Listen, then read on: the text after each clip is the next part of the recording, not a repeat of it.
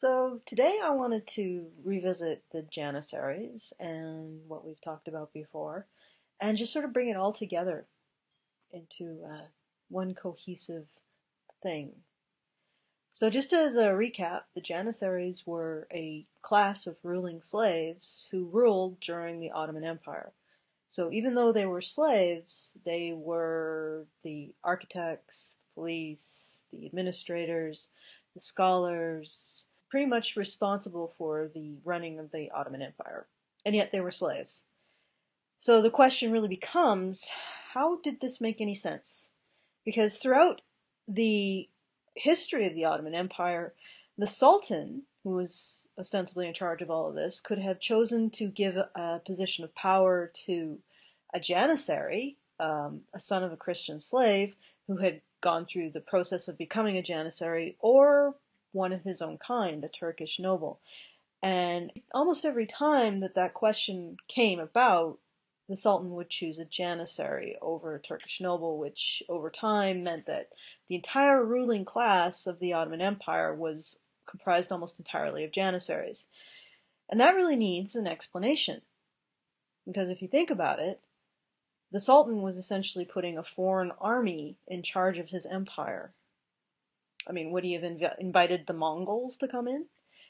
And how quickly, if he had done that, how quickly would they have figured out that an even better deal would be to kill all of the Turkish nobles and the Sultan and redistribute the wealth of the Ottoman Empire to their kin instead of killing their kin?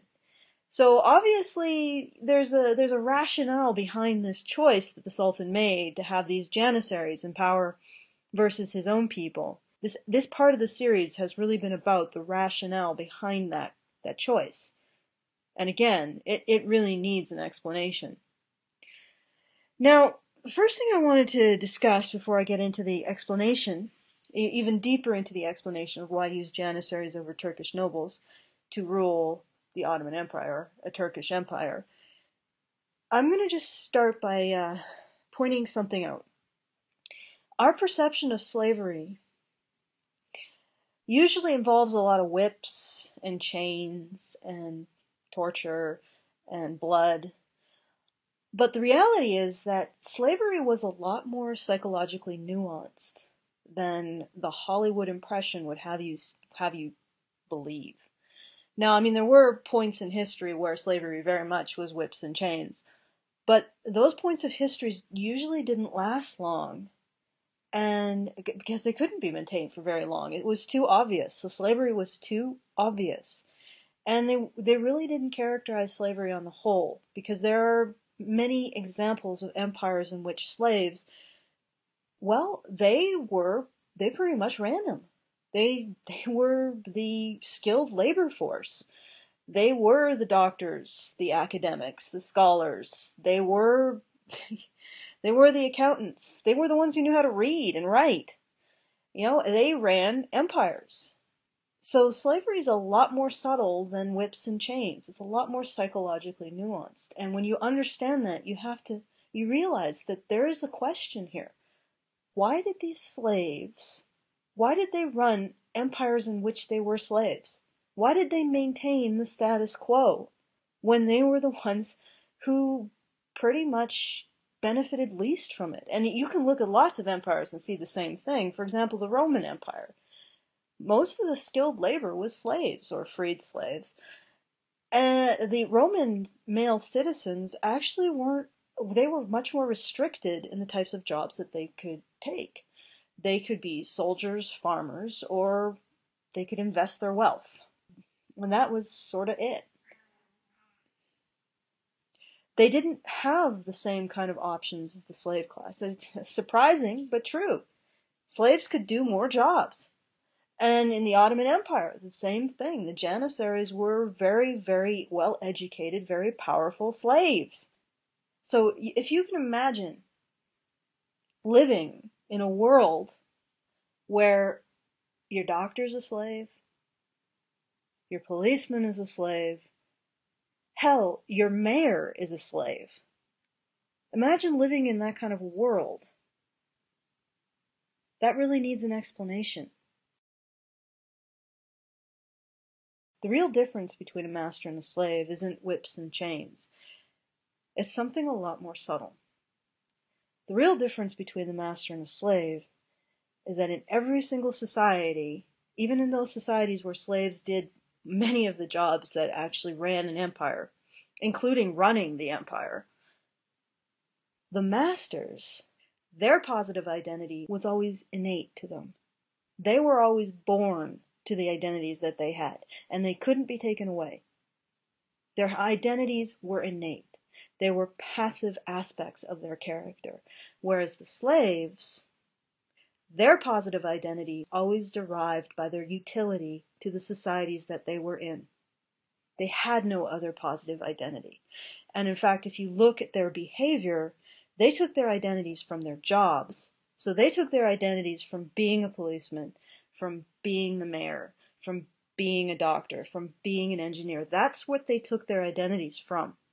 They had no sense of shared identity with other slaves. All of that was stripped from them. So they did not share an identity with the other slaves. In a very cosmopolitan Roman Empire, I mean, slaves came from everywhere. But in the Ottoman Empire, slaves actually came from very specific regions. Eventually, they came from very specific regions. So it's not necessarily that they didn't share nationalities at all. There were some slave populations that did. They shared religions and nationalities, even locales, but they still didn't derive their identities from these innate aspects of their person. They derived their positive identity from their utility within the cultures that they lived. They became their jobs, and that's all they were. And as soon as they had that they didn't have that utility, there was no worth to them. They had no value. And really, if you are a person living in a society that does not value you for anything but your utility to that society, odds are you're part of a slave class. Now I'm going to get back to the Janissaries and how the Sultan rebuilt a human mind into a tool of utility. Now, as I get into this a little bit deeper, the psychological parts of this a bit deeper, I'm just going to put out a few things. There are some complexities with the Ottoman Empire that, believe me, the rabbit hole goes deep in that one, but unfortunately we don't have time for all of that. So I'm going to keep it, there's more complexity here, but I'm going to keep it to just this. Why would the Sultan choose Janissaries over Turkish nobles or over a completely foreign army? And the answer lies in the psychological pressures that were brought to bear during the process of taking the son of Christian slaves and turning him into a Janissary. And I'm going to go through, step by step, the psychological pressures that were applied and basically amount to an emotional hack. A way of hacking people's emotions to turn them into tools of utility. Now, in my installment on the Ottoman Empire, I explained how the Janissaries were the sons of Christian slaves, and they were taken from their families, and they were forced to march, usually several hundred miles. And after they were finished this forced march, they were converted to Islam. Brainwashed, in other words. Here's what's really happening. I mean, it's horrible on a physical level, but on a psychological level is really where the magic happens. Very sarcastic use of the term magic. First off, we look at this kid, and they were kids. They were usually between the ages of 7 and 10. This kid is being taken from his family. But let's look at the parents' reaction. The parents are slaves.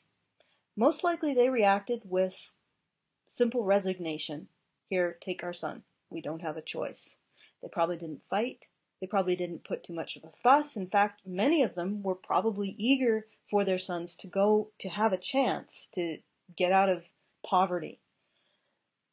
So they might have even pushed him out the door and been happy about this. But here's the thing. What does that say to this 7 to 10-year-old boy? When you're 7 to 10, you still need your parents. On the level of the conscious mind, you can say something like, well, my parents are slaves. they can't stop me from being taken. And incidentally, this is what's really wonderful about slaves. You can take their children away and they'll just shuffle off into the dark and submit. They won't put up a fuss. So on the subconscious, that's a conscious level. That's a conscious level rationalization. My parents are slaves. They couldn't resist. But on a subconscious level, which is really where kids are operating most of the time, in fact, we all are operating most of the time, this is how it looks. My parents abandoned me. Now, it's not logical, it's not rational. A kid can feel all the pain of abandonment when his or her parents are killed. Absolutely no ability to stop it. His or her parents could not stop abandoning him or her because they're dead. But still, the kid feels it as an abandonment, and there will be anger and pain surrounding it, and humiliation in that sense of abandonment. And it's just going to be there. It's not going to be rational. It's not going to, it won't respond to a rational explanation. It'll just be this emotional ticking time bomb in the kid's emotional map. So, how is the kid going to deal with that? With the fact that his parents have abandoned him? They've either agreed to enthusiastically or just quietly submitted to him being stripped from them. Well, for one, he's probably going to be deeply emotionally invested in thinking that the Janissaries are wonderful people and the Sultan is a great guy. Because otherwise, he has to admit to himself that his parents abandoned him to an asshole. So right there, we see the beginning. We see the basis of the hack. And the hack gets more complex. Then the prospective Janissary is marched 400 miles, no doubt watching other boys die of starvation, exhaustion, or exposure along the way. So now he's been abandoned. He's been forced to undergo a horrible experience, and believe me, he probably bonded with some of his compatriots on the way there. So he had to watch them die. And now, when he gets to his destination, he's going to be brainwashed into Islam, into revoking his Christian faith and adopting the Muslim faith. And what's interesting about faiths is faiths are sort of like systems of belonging.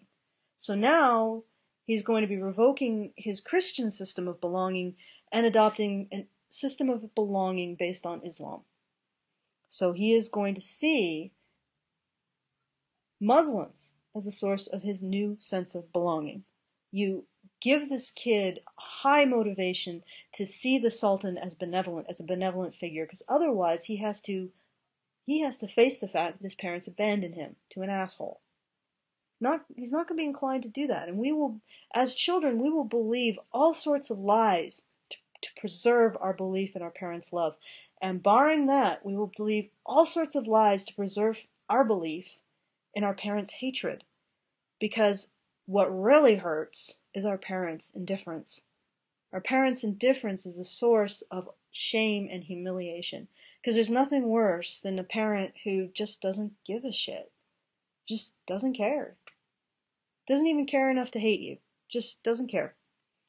So in order to preserve his belief in his parents' love, this prospective Janissary has to believe that this whole process is for his benefit, and the Sultan's a great guy, and he's going to have plenty of wonderful opportunities when he becomes a Janissary. Happy, happy, joy, joy. But here's the other thing. This original abandonment,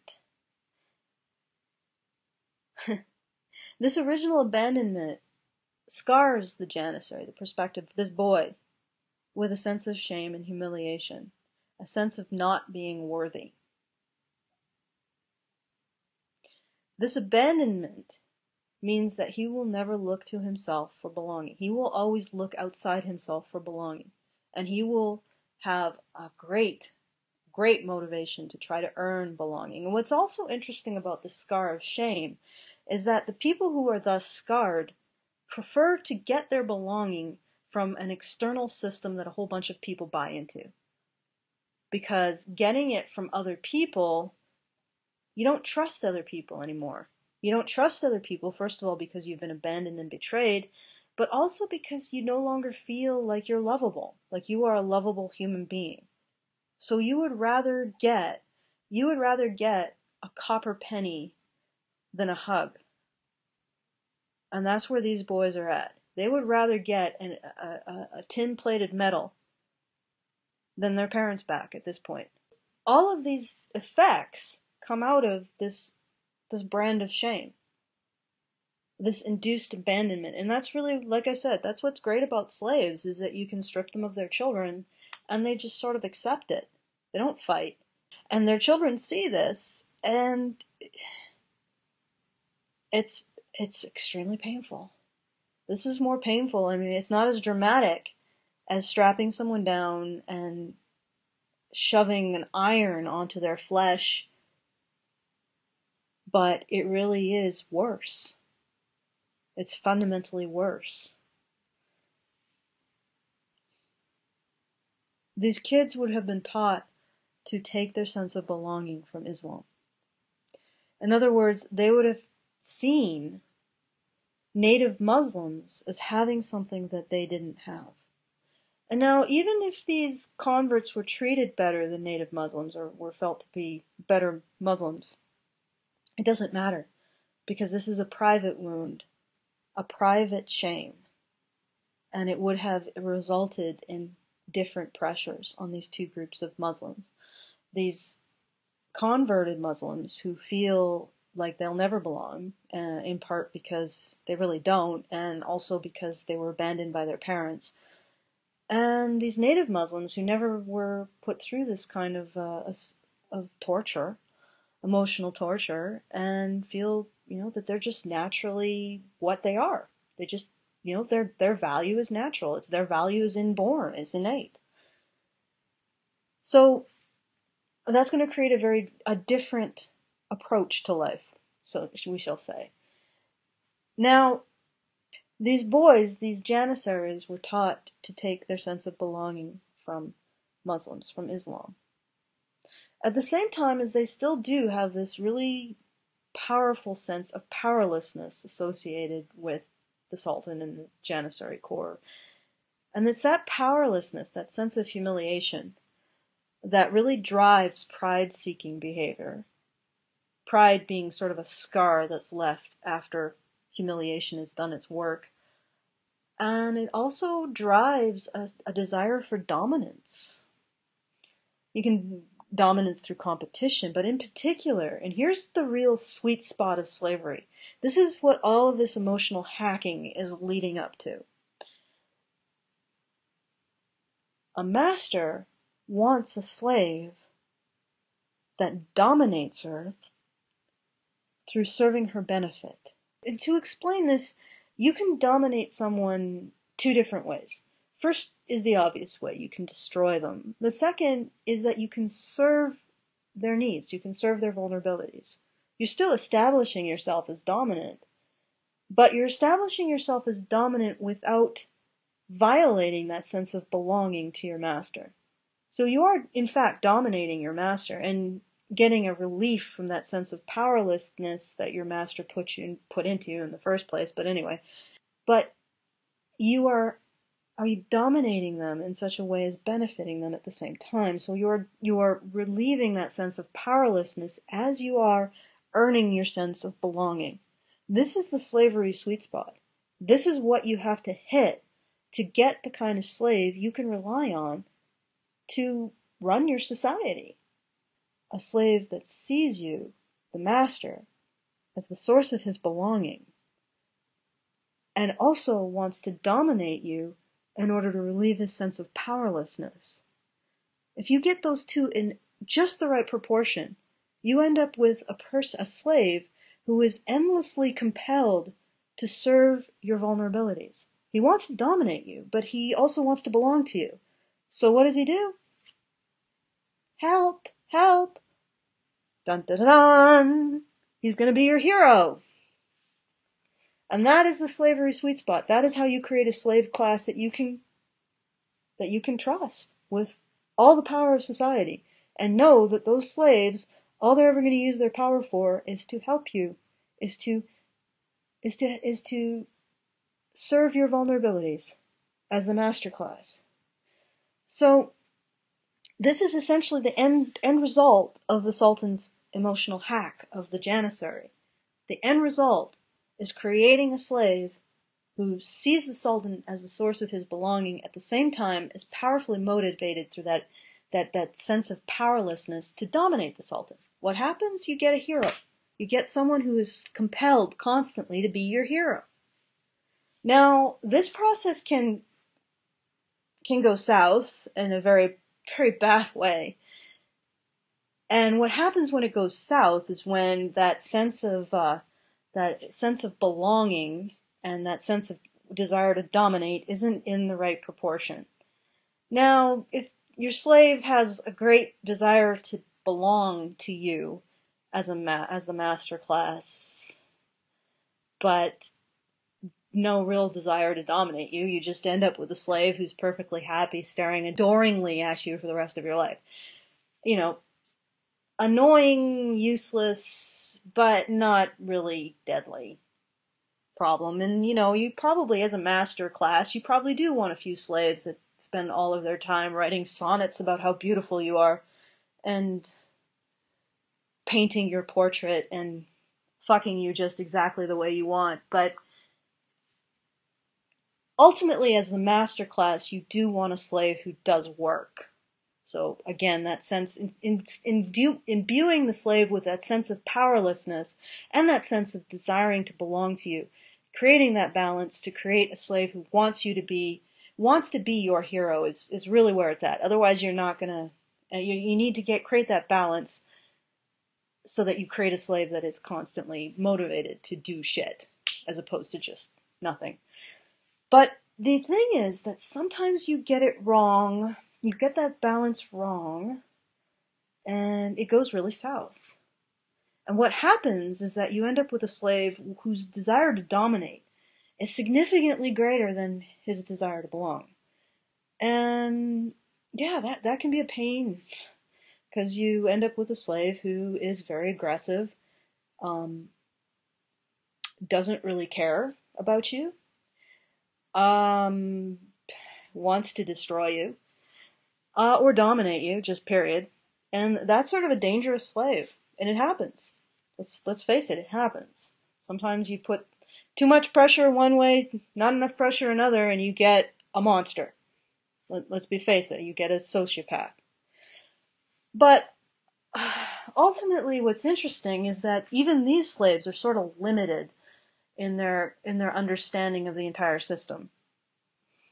Because, for example, throughout history, the history of the Ottoman Empire, there have been occasions where Janissaries have overthrown sultans, which is terrible.